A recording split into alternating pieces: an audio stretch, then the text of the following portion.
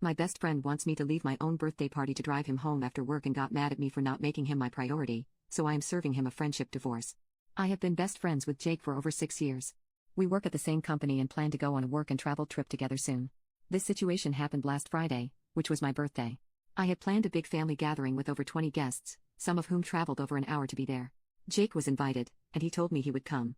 The night before, we went grocery shopping together, but while sitting in the car, he suddenly told me at the last minute that he wouldn't be attending because he picked up an extra shift at work.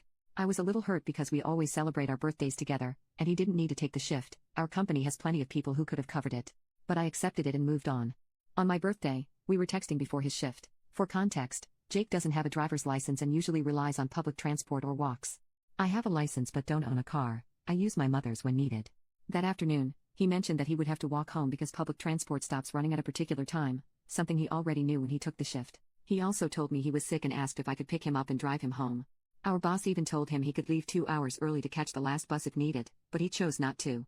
I told him I couldn't leave my birthday party just to pick him up and drive him home. I had guests over, food and drinks to serve, and I felt it would be rude to leave when people had put in time and effort to celebrate with me. He replied, "Can't you just leave for 5 minutes and drive me home?" I explained that it wasn't just a 5-minute trip, I would be gone for at least 30 minutes. He replied dismissively, "Okay." Later, I checked Find My to make sure he got home safely and texted him, apologizing that I couldn't drive him, reminding him that I normally do, but I couldn't leave my party. That's when he got angry and told me my behavior was unacceptable and that I was just making excuses. For further context, I often drive him home, even when I'm not working the same shift. But this time, I had a prior commitment, one that he was originally supposed to attend. I reminded him again that our boss had told him he could leave early to catch the bus. At this point, he started arguing that the town is dangerous at night, but we've both lived here our entire lives, and nothing has ever happened to us. I always walked at night before I got my license, and another friend of ours regularly walks home late at night without issue. I tried to understand if something else was happening and asked him if maybe he was upset about something deeper and just projected it onto this situation. I might have worded it poorly, but he exploded at me instead of talking. I apologized if I said it the wrong way, but at that point, he wasn't listening to me at all. Meanwhile, he wasn't trying to understand my side either. I told him it was my responsibility to be at my own birthday party and that my guests had made an effort to celebrate with me. I couldn't just disappear for half an hour. He dismissed that, told me I was a bad friend and sister, and that my priorities were all wrong. Ultimately, he told me he didn't want to see me for a while. I am honestly confused and questioning our friendship after this because of how he reacted. I tried to understand his side, and he was hurt that I wasn't there for him when he needed me. But at the same time, I couldn't just leave my party if it wasn't an emergency. Now, I don't know if our friendship can bounce back from this or how I'm supposed to rely on him moving forward. If this is how he reacts to something like this, what happens if we end up in a similar situation while traveling? Will he leave me behind if I don't do what he wants? Update: to clarify something I've seen speculated in the comments, there are no romantic feelings involved. He's gay, so there was never any romantic interest between us. After reading many comments and reflecting on everything, I decided to go without contact. I've also decided to go forward with my work and travel plans alone because I simply can't trust someone like this to be my emergency contact in another country. I had a long conversation with my parents and showed them the chat. My mom broke down crying. She told me she'd seen narcissistic behavior and red flags in him for years, but things have gotten worse in the last few months. She said this has been weighing on her, and when she laid everything out for me, I finally saw the bigger picture.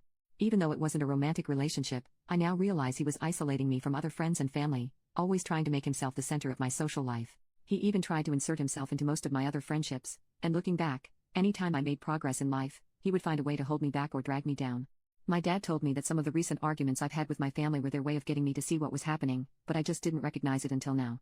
He also said he's relieved I won't be traveling overseas with him.